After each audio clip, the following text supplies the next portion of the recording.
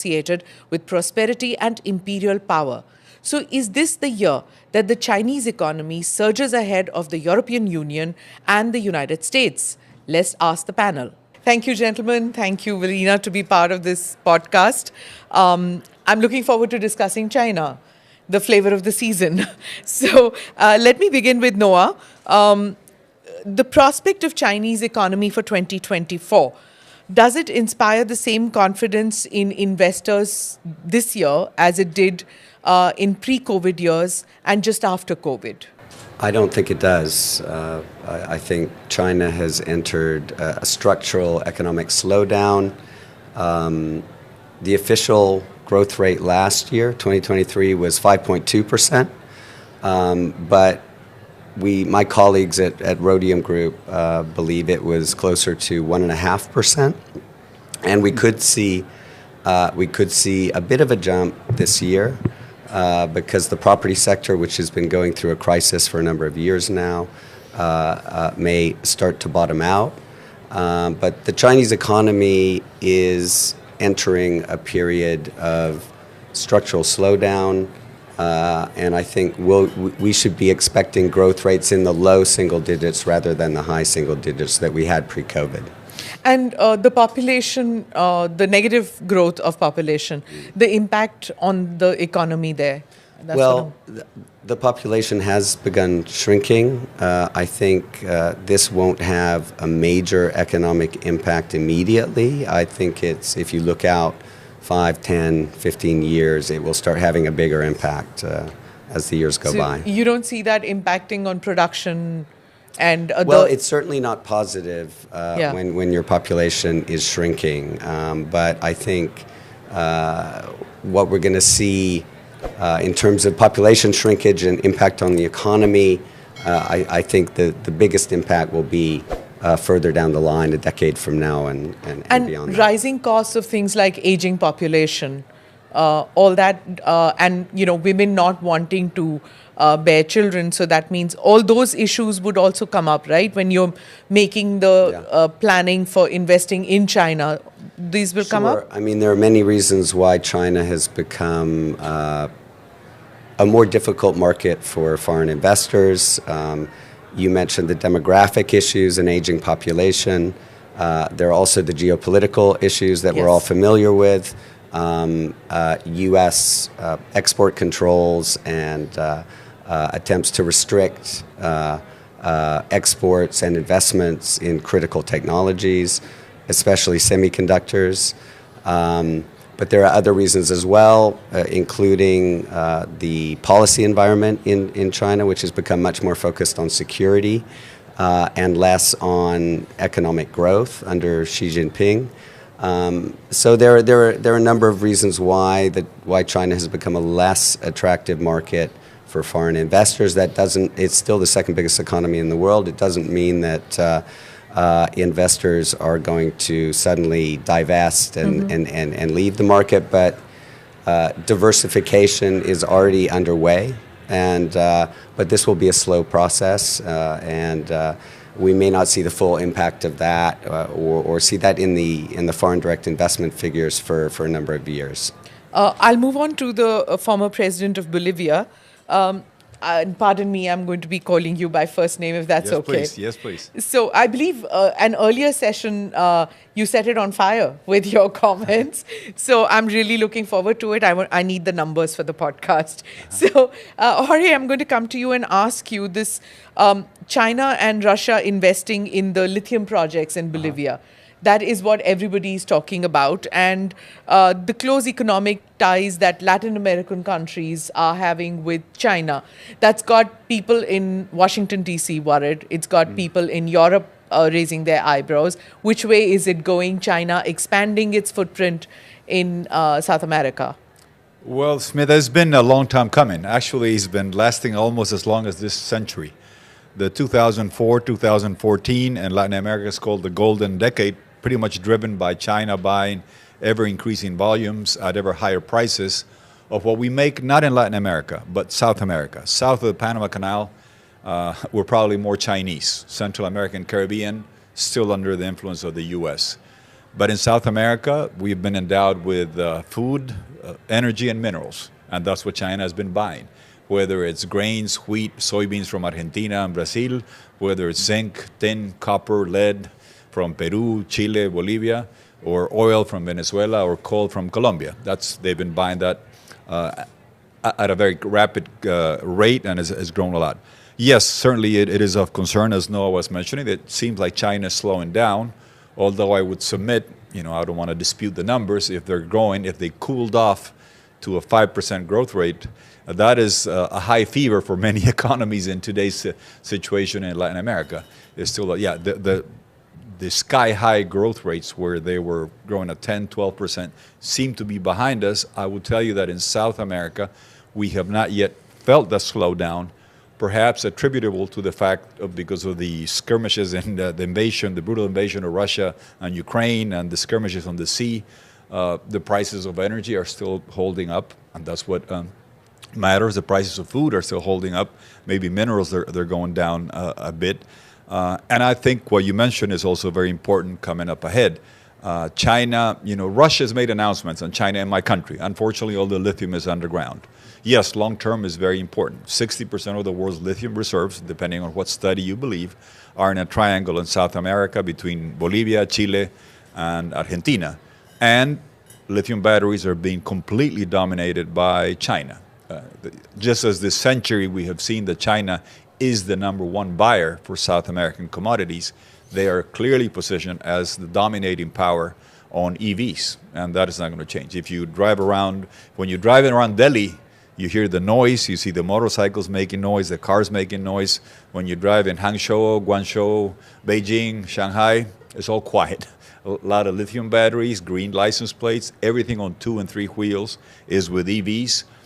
And to make a lithium battery, you need, it's like a tennis match, you need on one side, one racket with cobalt, nickel, manganese, the other side graphite, and the lithium is the balls that go back and forth. Everything that I just mentioned, China is refining between 60+% to 90+% of everything that goes into a lithium battery. And whether that becomes iron phosphate or sodium later, they're still dominating. So chances are the relationship is going to be even stronger. Noah was mentioning trade restrictions. Yeah, they are. But you make the rules, and here comes the workaround. You will see an onslaught of investment of Chinese, BYDs, Xpeng, Neon, Catel, the EV, going to Mexico, taking advantage of the free trade with Americans. So now we'll see what the reaction is, because they're supposed to have a free trade agreement with Mexico. And German manufacturers are there, and French manufacturers are there, and will there be an exception for China? We'll see. But in a nutshell, yes, China certainly is slowing down. We have not yet felt it in what we sell, energy, food and minerals, and in lithium. It is very positive that China is speeding up the adoption of EVs, but it's also worrisome that one country can be the sole buyer of the lithium that we make up ahead. So I hope India, that has more people now, gets going, gets the EV adoption, and gets its transformation underway on the new clean economy as well. Is that a topic of conversation among policymakers in your country about this dependence on one country buying and processing it? I would tell you probably not to the detail, because it's surprising. Up until The Economist came out with the cover of the Chinese EVs raining down on the world, it took me a while to try to explain to people in my part of the world that, because they think lithium batteries, they think Tesla. And here, Mr. Free Market Elon Musk is just asking for tariffs on Chinese cars because the onslaught is coming. So we haven't adopted them domestically. So they think of Tesla and Elon Musk, and they don't realize that BYD sold more EVs last quarter or last year, EVs, not hybrids, not gas-fired, than Tesla. And that change is going to keep coming. And if you drive around China, you see the dramatic transformation. Whatever you may think, and I'm the last person to be confused with a communist, but you have to admit and recognize the effectiveness on the delivery when the China state decides to change the cars to EVs with the green license plates and less contamination and less noise. They are delivering on that. So it's certainly something very dramatic that I will tell you in my part of the world is still not yet being discussed, and the domination of China in this sector, which should be of long-term concern, is not yet on the discussion. And that's why I like being at the Ricina Forum, because the only alternative in terms of dramatic adoption of EV mobility, not just on cell phones and the watches and the iPods and the iPads, but on the cars and the motorcycles and the tricycles, or the three-wheel vehicles, is India. So I hope India gets going. I hope India starts making the lithium batteries, because I see India as the only potential true long-term competitor. Because yes, China may be a little less people than you have, 2.5 times the economy, but you're a lot younger. So all those young Indians are going to be buying the motorcycles and the cars in the future, hopefully with lithium batteries, hopefully with lithium from South America. But it will take time, right? That's Yes. going to take time. Yes, it will take time, but I can tell you, the beginning of the century, here we are. Nobody saw the China coming. Yeah. And China traveled around South America. It's Hu Jintao, Jiang Zemin saying, "Oh, please give me the WTO market recognition." I said, why are they wasting their time? Well, now we know it was a long-term thing. Like, for example, if India was to sign a free trade agreement with South America today, people would go, why? What is there in common, or what convergence is there between South America and India? Let me tell you, perhaps you ought to take a page from China. If you build it, they will come, as the movie says. If you develop the free trade agreement, then your great population and your need for energy and food and minerals from South America and Africa will only, those links will only be enhanced and improved if you develop a trade framework ahead of time, as opposed to lagging later. Let me come to you, Philippe, before I come to Evelina.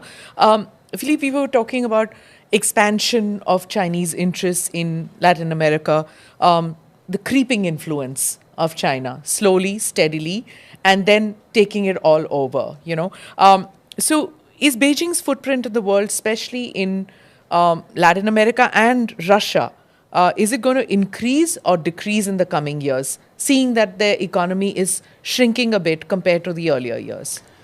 Yes, well, let me first say, I don't dispute anything which has been said already, but the Chinese economy is not in the best of shapes. I lived in China in the 1990s. The growth rate was like 15%, per annum. Companies were booming, factories everywhere. Sorry to interrupt. This was before the one-child norm. Well, the one-child norm actually started a long time ago, but it stopped. Okay. So that's a separate issue. Okay. That Sorry, basically was a mistake. But Yeah. anyway, that's over now. They're trying to have more than two, if possible, which is not working. Anyway, the problem is, Xi Jinping, the current leader of China, set a goal of becoming he called it a mid-level economy. That means one of the poorest of the richest countries, if you want, by 2027. And to do this, you need to free the economy. You need birth. You need all kinds of activities. You need foreign direct investments, which is the lowest FDI records in 20 years this year, $33 billion, I believe. Yeah. So, on this level, and I think Noah mentioned the real estate situation, which is really bad. Some companies are going bankrupt. They are cutting interest rates to try to create some, more consumption, which is a big problem compared to other economies, including the U.S. So, at the same time, you do have this nationalistic goal to go around the world, which was symbolized perhaps by the Belt and Road Initiative, which is still going on. We had a forum in Beijing a few months ago. But for some reason, the message has been damaged by the domestic situation in China. And also, there is, a case for, the 3 years of pandemic, the war with the war in Ukraine, where China has not really condemned Russia. Far from that. All of this is contributing to a worsening image for China in the eyes of foreign investors, multinationals, even in the eyes of some Chinese who've been questioning this rule of the past 10 years, which is completely different from the situation I knew myself when I lived there for 11 years. Right. Belina, let me come to you to move away from the numbers game. On the sidelines of the Munich conference, the Indian Foreign Minister, External Affairs Minister, he said India does not expect Europe to have New Delhi's view of China, just as India does not have Europe's view of Russia. We were just talking about Putin, so that and you are in Europe, so that's why I'm coming to that. He also said, let's accept that there are natural differences in relationships. So now, resurging Russia, China playing a larger role despite its economy not doing all that great. Is there some understanding in Europe that there are differences in the way China is perceived and the way Russia is perceived? Well, let me first start with the analysis that we do not have one single European stance or European approach to any of these, let's say, key geopolitical players. There are first and foremost many stakeholders when it comes to foreign policy, security policy in Europe. Europe has this very complex twofold decision-making process consisting of, on one hand, institutions, which came up also with their own approach. That is, in the case of China, the approach of de-risking. Now it's about de-risking instead of decoupling. When it comes to China, previously it was about signing of a comprehensive agreement on investment, which, by the way, if we are to compare with India, is in the hierarchy of trade agreements between the European Commission and third countries, lower than FTA, let's say, with a country like India. But then again, of course, we have the member states, the countries that are members of the European Union, 27, and we can also argue that here we don't have a clear one, direction approach. When it comes to the big players like Germany, France, we saw that they have, of course, their own national stakes, that they have, we saw a lot of state visits on behalf of the the leadership on both sides, China, but also France and Germany. And then we also, witnessed some very interesting statements when it comes, for instance, to the engagement of the European powers if, let's say, there would be a military escalation linked to Taiwan. Now, coming back to Russia, we saw for a fact that the same was more or less applied own European approach to Russia. In fact, I will argue, and most do not understand because they have been not following that so closely, that it was for the most of the years before 2014, 28 to 2014, it was actually Russia first policy on behalf of the institutions and most of the European states in the relation to the so-called Eastern European region. That is the region where Russia is positioned, but also these 6 states in between, including Ukraine. It was Russia first. What did it mean? It meant respecting, reflecting on the bilateral relationship between Europe and Russia. There were different baskets. It was about economy. It was about, people-to-people exchange. It was a lot about, of course, a transfer of, let's say, technology on behalf of Europe. It was a lot about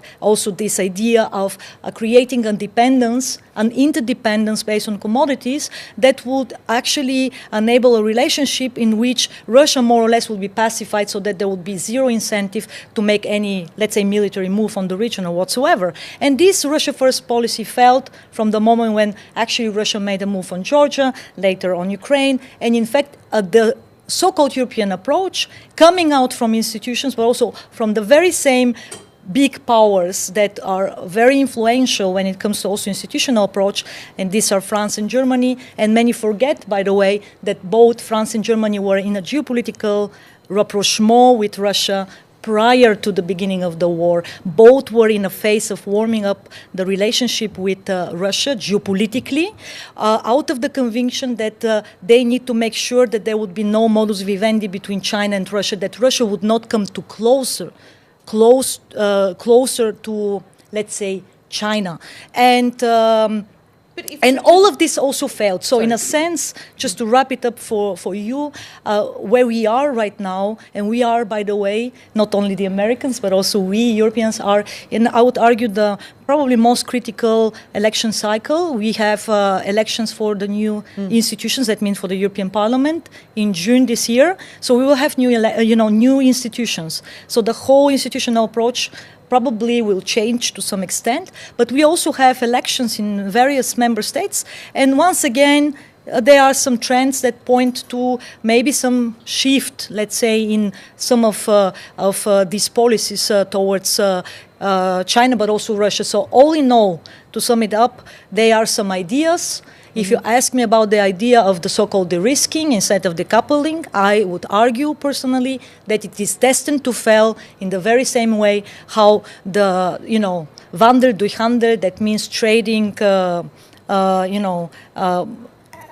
as a shift policy in the relationship with Russia failed actually, and it has been built over the last 20 years. So what we will observe after this election is probably at least a year of a vacuum until the new institutions are set up and the new let's say faces and leaders of these approaches come up, and in a sense, once again, given the prognosis that the war of Russia against Ukraine is going to continue at least up until 2025 to 2026, you're going to observe more and more bifurcation within Europe, because some states, such as those that are closely bordering Russia, and I call it the new Iron Curtain, the new cordon sanitaire from Scandinavia, Central Eastern European states, Baltics, they will start pursuing also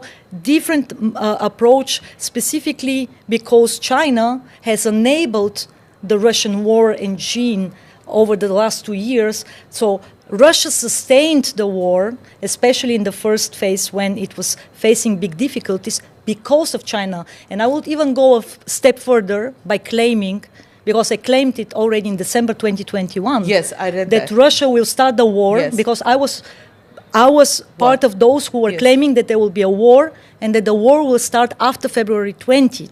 So I would go a step further saying that Russia started the war also because it sided with China before this episode. So Cold War 2.0, Dragon Bear on the one side, United States on the other, and for the European powers it will be increasingly difficult to position in between by not taking sides. Philippe, you need to... You've said so many things that I'll try to sum up, but first of all, I mean, there are also elections coming up in Russia. You forgot to mention that. On the 17th of March. All right, okay. And we know who the winner is, so, will be. So the fact there are elections in Europe, in the European Parliament, is a sign that we have a democracy, which is certainly not the case in Russia, nor in China. That's the first thing. Secondly, I've been looking at, like Noah, what's happening between China and Europe for a number of years. It's not all geopolitical. There are economic reasons, there are economic facts. There's the notion of level playing field, which is a serious issue. Using the word de-risking is certainly not as strong as decoupling and has some meaning to a number of people. And it's a lot about what I was saying earlier, multinationals having difficulties in China, multinationals competing with Chinese multinationals. Arguably, they're not happy about it, including in what the president was saying. But if you look at the past 5 years, the toolbox that the European Union has put together is not the one of a dissembled assembly, the way you describe it, with 27 countries that don't speak in the same voice. It's absolutely not the case. I mean, there's maybe one country that doesn't speak with one voice. That's Hungary. I mean, perhaps the conservatives. Perhaps Hungary should consider leaving the European Union, but I don't think that's what they want to do because they're getting a lot of money out of it. But Europe has never been as unified on geopolitical questions, especially on the question of China. Yeah. Okay, I'm Maybe going to come... Just a clarification, because I only focus on the geopolitical side of things, and by no means I wanted to actually cover the economic, side. But here, my base scenario is that when I said it's destined to fail, I only refer to this over-dependence that we are now actually going to further increase in terms of, if you take a look, for instance, at the dependence on rare earths, and we need them for not just for the sake of energy transition, but also, as my colleagues mentioned, for the sake of digital transition. So we have now a big exposure that is very asymmetrical from a geopolitical point of view. You heard it about the processing of metals, but it is also about really critical materials where China is not only present in Latin America, it's the same in the on the African continent. Yes. And so this is something that is going to affect the European overcapacity issue, which is the reason why China is exporting massively, I will- and in a very cheap way sometimes. So Yeah, that's So, also which the is why I want to come to you, sir. When it comes to Bolivia, it's now using the yuan to pay for imports and exports, and it's yet another country in South America which has moved away from the dollar and moved towards the Chinese currency. How do you see this expanding, this de-dollarization? I would tell you the same thing about that as the Russian lithium investment is lyrical waxing and promises that have absolutely nothing behind it. Russia knows about as much as lithium and EV manufacturing as they know about AI. It's just announcements that are made. Unfortunately, Venezuela, Cuba, and Nicaragua have regimes in my part of the world that I call sons of Putin. In Spanish is puncher when you translate it. They're lined up with Russia on their rabidly anti-American. If you just look at last year, the tour of the foreign minister of Russia, Lavrov, and then Raisi from Iran, where did they go? Cuba, Venezuela, and Nicaragua. Venezuela has elections, very important. I have a good friend of mine who I hope they don't Navalny her, because she's the last hope standing to have Venezuela regain full democracy, Maria Corina Machado. And to us in South America, she's more important, or as important to us as Zelensky is for Europe. And that's what's most important for us, vis-a-vis Russia. So all the announcements about the yuan and we're going to take out the dollar, it's a lot of headline-grabbing announcements. But the reality is when Argentina, with a very China-lined-up government previously, was going under, they had to go to the IMF and they had to go to Qatar to get dollars and pay the IMF, because that's not something a government does not decide which is the dominating currency in the world, much less one from Latin America. Having said that, let me add, so I don't have to speak again, a couple of quick things. I wanted to make the point about Russia very clearly. I understand it's tough to get India, for example, to take a position that I would like to see vis-a-vis Russia. All friendships have a way of permeating. That's the way the world works. I remember when Mandela, the very admired Mandela, died at his funeral, you see lots of people, including Cuba, which is not exactly a democracy, not exactly a beacon of equal rights and human rights, but they gave a hand to the people of Mandela's and his people way back when. So old friendships, I understand the power of them and how long they last, but I can tell you from the standpoint of South America, I hope Ukraine is able to hold off Russia, because without firing a single missile, Russia and Iran have taken a hold of Venezuela. And it's a haven for Hamas and Hezbollah and a sanctuary for Colombian remnants of guerrillas, LN and FARC. So I'm all for freeing Ukraine, but we also have to free Venezuela from this nefarious, pernicious influence. On China, the last comment I will make. Having recognized the importance of China to South America, and two governments recently that would never be qualified as left-wing, Lasso in Ecuador, who just left office, signed a free trade agreement with China, because the U.S. is not open to sign free trade agreements. Europe, unfortunately, is not either. We have been negotiating as South America with Europe for 25 years. The longest dating game without a wedding ring, as we say, and we don't have a trade agreement. And China signed one with Ecuador. Uruguay, Lacalle is the president, center-right, 4 generations of center-right politicians in a family standpoint, and they are queued up to sign a free trade agreement with China. So that's the importance of China for us. Having said that, I'll tell you 2 weaknesses that China will be facing in our part of the world. One is, for the first time ever, at the Paris Club and debt renegotiation tables, they will not be sitting on our side or the African side of the debtor countries that want haircut on the debt, lower interest rates, lower payments, or longer periods for repayments. They are on the creditor side. And they are very reluctant to take haircuts on their debt, and ask Bangladesh, ask Sri Lanka, ask African countries. So this China, having gone from a developing country to a creditor country and have to do debt renegotiations, will put it to the test in terms of its global weight and influence. And on artificial intelligence, from the sheer size of the middle class that they have and their algorithm programming capacity. I used to be an IBM systems engineer. I perhaps know more about programming or I've forgotten more than I will need for the rest of my life. I can tell you, and the world knows, the Chinese algorithm capacity programming is awesome. Ask TikTok, ask Facebook. And the power of TikTok, you banned it here, but it's very influential elsewhere. But the restriction of the Chinese firewall, when you have the AI and the NVIDIA chips not going to China, so they are perhaps not going to be punching at their weight when it comes to this new fourth wave of technology innovation. We went from the PC to the web to the smartphones, and now we are in the midst of the fourth wave.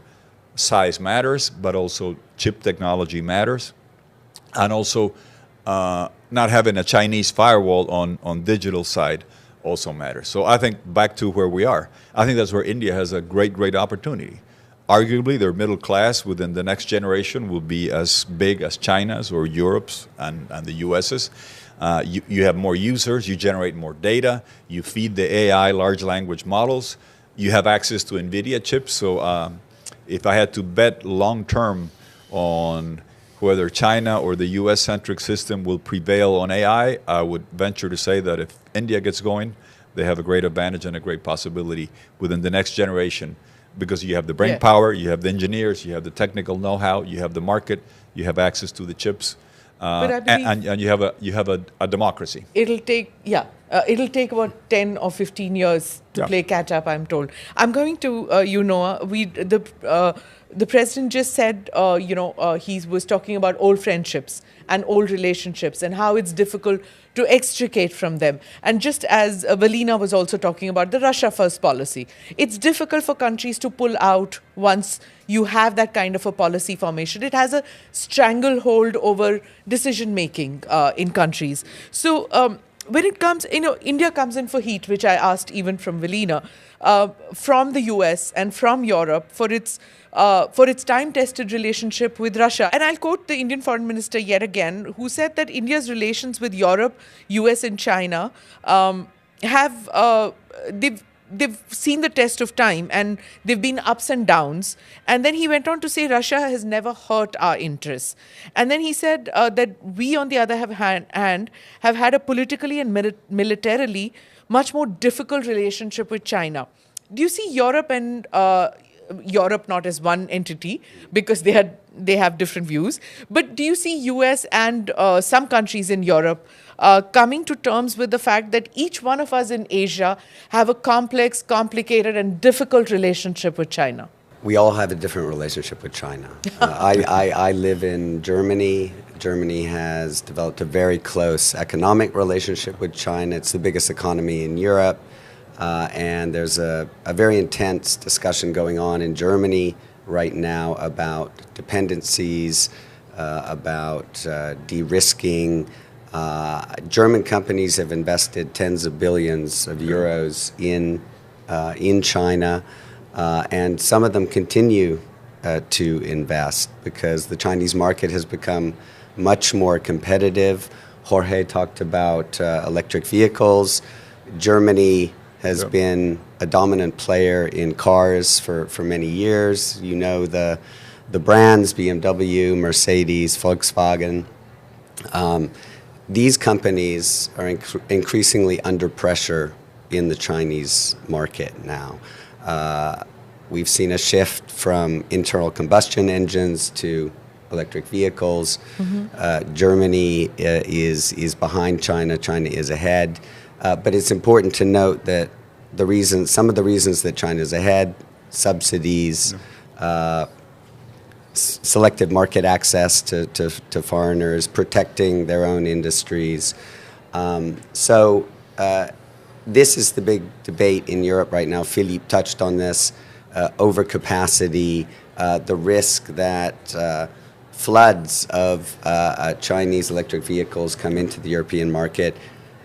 About a dozen years ago, we had a debate in Europe about solar, that cheap solar panels from China were coming in, and the European and the German solar industry essentially went under. Cars is different, I would say, and Germany and Europe. Cars, as in battery cars. Yes, cars in general, the auto industry. Yes. This is an industry that Germany has played a dominant role in. France is also a player. Italy is also a player. And the European Commission launched in October an anti-subsidy investigation into imports of electric vehicles from China. I was in Brussels last week, and people are very worried in the Commission about not just an influx of Chinese electric vehicles, but also other products, including solar panels. So we're going to have an increasingly tense trade relationship between the EU and China over the course of this year. The EU will be taking a number of measures that Philippe talked about, the defensive toolbox that the EU has developed over recent years. How will EU relations with China develop going forward? I think it will be interesting to see what comes out of the U.S. election. That's going to have a big impact.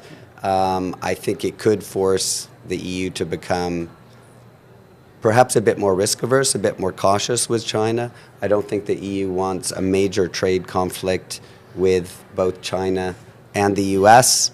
But I do think that we've been on a one-way street for the better part of 5 years between the EU and China. And I don't think EU policy on China is going to change to a significant extent unless China's behavior and China's policies change. And it doesn't look like we're heading in that direction. Xi Jinping has been in power now for over a decade and could be in power for much longer. And he has been focused very much on security, right? So I'll take the concluding remark from you. Philippe, I wanted to ask you because, what we were talking about Europe and China. At the Munich Security Conference, it was quite clear that China wants to draw Europe closer to itself. And it was like trying to portray itself as a more reliable partner to Europe. And rather than, say, America. Especially when it came to say that the budget was not being cleared, because there was a lot of talk there that America is not clearing the budget for Ukraine. So, Minister Wang Yi said, and I'm quoting him, it's imperative that China and Europe stay clear of geopolitical and ideological distraction. I like the term he uses. And see each other as partners rather than as rivals. So it's very clear that rivals is when China sees them as rivals, but partners when China sees you as a partner. How does Europe react to that? It's a good way to put it. It's like China is often accusing others to politicizing things when the Communist Party of China is actually the most political entity you can find anywhere in the world. China is presenting itself as a stabilizing force in the international arena. That's the new concept. And for that matter, it sees America as the competitor, while it sees Europe as a partner. First, because it has a big market. I think that's what we've been talking about. And in EVs or all kinds of things. And rare earth and all the things that China wants to export because sometimes it's the sole producer of those. At the same time, it doesn't want Europe to play geopolitics, and it doesn't respond to Europe's query about the Russia situation and the Russia-Ukraine situation. So I think it takes two to tango. At the moment, I would agree that it's not the right moment for a great friendship. People are sort of waiting for the end of the year. US elections, other things, European elections. 60 and plus also what the countries. Chinese leadership will do. I mean, you haven't mentioned, nobody has mentioned the word Taiwan, Yeah. but it does affect the domestic situation in China. And China wants to be an economic superpower. But if there is a conflict in Taiwan, if there is a conflict in the South China Sea, I mean, the Chinese consumers are not going to go back to the supermarkets. I can tell you Yeah. that. And therefore, China's ambitions to become a great leader might be impeded by this. That's another a war theater that everybody is watching out from, a possible Right. war theater, which is Taiwan. So I'm going to ask you, Valina, about that. Is Taiwan watching with nervousness about how the rest of the world is reacting to this? And will the fact that 60 plus countries going in for elections, America going in especially for election, everybody distracted, is that an ideal time for any kind of proactive measure by China to take over Taiwan? Maybe not militarily, but in some form. They'd like it to be non-military. Without blood spilled, a quick war if possible. But there is nothing like that, right? There's nothing called a quick war anymore. Exactly. You saw what happened with the Ukraine. 1 week war by Russia against Ukraine. And I argue, I'm not convinced that China will see any incentive in militarily attacking Taiwan unless there is a serious political situation at home under which Chairman Xi Jinping would see himself under pressure to act, so some sort of black swan event. In fact, I argue that what we may see is a little bit of a Soviet playbook here, what I call, a death by thousand cuts, a slow but steady penetration of the vibrant economic model. Taiwan is the most successful democratic state with the most vibrant, one of the most vibrant economies in the region. So a slow penetration of the political system with all, the playbook of active measures that you can do on an open society. You can do on a let's say, a democratic system, because we democratic systems are like open box of chocolates. You can pick, you can move pieces, you can do whatever you like without being noticed. And then, of course, the social construct. You can provoke from inside with slow cuts, which the system will not identify, and by doing so, you will have at some point of time in the future a situation where you can move, you can make the next move on Taiwan, something similar what happened to Hong Kong. If you remember how everybody was outraged, and then everybody was somehow hoping that there would be a The change. umbrella revolution. And now we all moved on, right? Yes, correct. So, but what I also see. But it can't happen. In jail. Yeah. All the dissidents are in jail, so it's that's easier. why I Or- say or that. in exile. That's why I think that from yeah. a geopolitical perspective, and I'm really only focusing on the geopolitical perspective here. I am not giving any normative judgment what is right or what is Can't wrong. happen. Yeah. That's why we don't talk about I it. think that from Chinese perspective, this is connected to less risks, and in the case of Taiwan, there are many more military risks than what we saw with Russia's war against Ukraine. You have a certain window of opportunity to, let's say, militarily attack Taiwan. You cannot do it the whole year. Then it is a very different geographic location from There's a what we sea, yeah. saw. Yeah, the So typhoons. all in all, I see little to no actually prospect for that. But what I see for this year, for 2024, is that Russia and China together, because again, I am not convinced that most of the, let's say, expert community really understands the systems analysis of this, that these two actors are already operating on the ground. We saw many examples in South America. Same goes for some cases of Europe. Same goes for Asia. Same goes for Africa. So what I'm trying to say is that they will activate the North Korean card North Korea is now a big supplier for Russia in terms of ammunition, and Russia is supplying, rocket technology, satellites, and so on. So they will activate the North Korean card, and at the same time, we will see military tensions below the threshold of a kinetic warfare with neighbors of China in South China Sea and obviously in the Strait of Taiwan. And this is going to be a really serious escalation episode for the Biden administration ahead of the presidential election, where United States are already overstretched, not with one, not with two, but actually with three hotspots, because we have also an ongoing crisis. We have ongoing crisis in the Red Sea, where the only ships and tankers that are actually able to move freely are the Chinese ships. You need only Chinese crew flag on your ship,